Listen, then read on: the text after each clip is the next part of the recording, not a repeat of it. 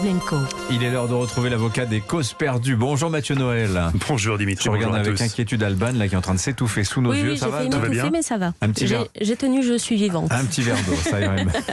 Alors maître, ce matin, vous défendez un client pour qui vous avez déjà obtenu une condamnation il y a quelques semaines. Ils sont Exactement. contents de vous et ils vous ont donc rembauché. C'est le site parodique Le Gorafi qui porte à nouveau plainte pour concurrence déloyale. Alors cette fois contre l'actu au sens large. Oui, alors juridiquement, c'est pas sûr que ça aboutisse, mais c'est pour marquer le coup. Il y a un mois à peine, Monsieur Pavlenko, on s'était dit plus jamais ça. Willy Schren, le patron des chasseurs, était condamné pour exercice illégal de l'humour, après avoir invité les promeneurs ayant peur des balles perdues à, je le cite, se promener chez eux, faisant preuve d'un bon sens qui n'avait visiblement jamais effleuré le promeneur, en tout cas le promeneur non propriétaire d'un haras en Normandie.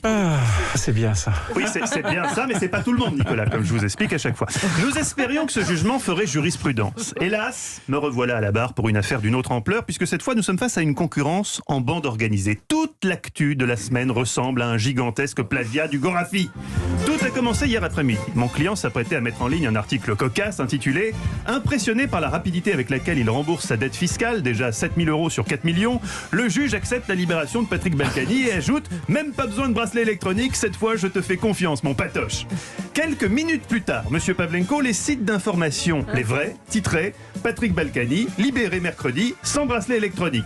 Heureusement, on a interjeté appel et Patoche va devoir attendre encore un peu, mais c'est symptomatique du mal qui ronge notre société. Une société où l'humour n'est plus l'apanage des professionnels, mais où tout le monde le pratique, même les juges. Pensez, un type a remboursé 7 000 € sur 4 millions, il a une remise de peine. Quand on pense que vous, Dimitri, vous avez déjà remboursé 3 000 € sur les 5 000 que vous avez payé votre matelas, et que Dunlopilo ne vous fait même pas une remise tout court, il y a vraiment une justice à deux vitesses. Ah, les petits enfoirés, là. N'insultez pas l'avenir, Dimitri, les petits enfoirés de Dunlopilo vous écoutent et vous aurez peut-être une remise sur l'été d'oreiller, si vous restez poli. Non, au Gorafi, on est vent debout contre l'actu qui nous pique tous nos titres. C'est comme si les infos arrivaient déjà détournées. Exemple, Michel Drucker, je prolonge jusqu'au JO de 2024. Mais oui, il a raison, papy. C'est pas la question de savoir s'il a raison ou pas, papy, Dimitri. C'est juste que vous avez vu le bordel au Stade de France samedi, on sait pas encore si les JO pourront se tenir. Et Michel, a fortiori.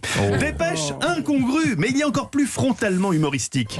Stéphane Plaza, ouvrez les guillemets, je suis hétérosexuel. Oh, c'est pas vrai. Incroyable. Mais oui, les meilleures punchlines du moment sont des dépêches AFP. Même les maladies ne sont plus sérieuses. C'est comme si, nous sentant traumatisés par la Covid, les nouveaux virus se déguisaient en clown pour faire passer la pilule. Coucou les enfants, c'est la variole du singe. La variole du singe, mais qu'est-ce qui nous attend demain? La varicelle du panda? L'herpès de l'hippopotame? Là, j'invente. Non mais ça c'est inventé, mais si vous avez mis comme moi une alerte pandémie sur Google Actu, vous avez déjà entendu parler de la dernière épidémie suivie de près par l'OMS qui s'appelle vraiment la fièvre de la tomate. Est-ce les virus qui se foutent de notre gueule ou ceux qui leur donnent leur nom? L'été, un peu des deux. L'été en tout cas s'annonce compliqué. Tu viens à Biarritz? Ah non, désolé, je dois m'isoler. J'ai chopé la ch'touille de l'aubergine. Je vous le dis, même l'OMS n'a plus de respect pour l'humour. Pire, mon client, le Gorafi, est également dépassé dans le domaine pourtant spécifique de l'humour absurde. Ça aussi, ça aurait dû être une info chez nous. Musée du Louvre, un homme en fauteuil roulant déguisé en vieille dame avec une perruque lance un gâteau à la crème sur la Joconde pour dénoncer l'inaction climatique. Alors là, question surréalisme, c'est presque du Magritte, quoi. À quel moment, dans quel cerveau, pour soutenir la planète, décision est prise de lancer un Kinder Pingui sur la Joconde? Déguisé en vieille femme. Mais voilà, venez Dimitri, on va dénoncer les ravages du capitalisme, on va lancer du boursin contre le Panthéon. Ça n'a pas de sens. Aujourd'hui, c'est la journée mondiale sans tabac. Nous réclamons pour mon client et tous les humoristes une journée mondiale sans conneries. Nous réclamons le retour rapide d'une actu normale, sérieuse, limite chiante. La semaine dernière, par exemple, c'était très bien.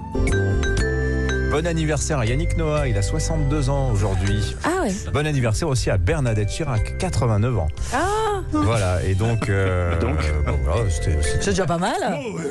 Voilà, là, on pouvait bosser. Enfin, preuve s'il en est que l'humour doit être laissé aux professionnels, les terribles dérapages auxquels il peut aboutir lorsqu'il est pratiqué en amateur. Monsieur Pavlenko, je sais qu'à CNews, on vous appelle le Gad Elmaleh ukrainien, que vous vous sentez pousser des ailes, mais vous savez, entre Christine Kelly et Marc Menant, on est tous coluches, hein. Mon conseil, vous emballez pas. L'autre jour, j'ai placé j'étais fier de moi. Dans Face à l'info, j'ai placé une contrepétrie dans le lancement de Christine Kelly qui a rien vu. Je dis oui, le gouvernement n'aura pas le choix dans la date.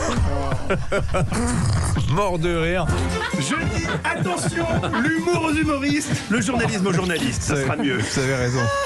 Et les veaux seront bien gardés, hein, Voilà. comme on dit.